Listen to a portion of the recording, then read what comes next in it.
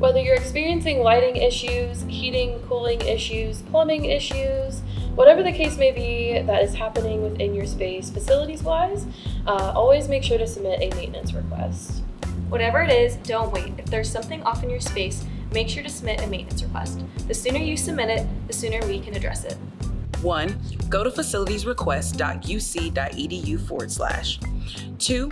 Make sure you're connected to the UC Secure Wi-Fi network. 3. Log in using your UC credentials. 4.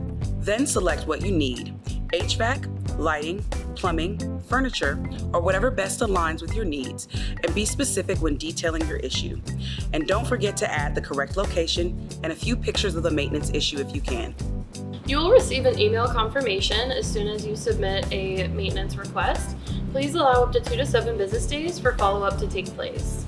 For any emergency maintenance request, like a leak, no AC during a heat wave, or a power outage, head down to your hall service center where the desk assistant can help submit an emergency maintenance request.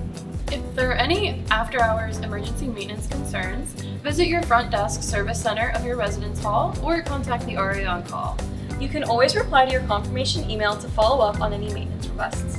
UC Housing!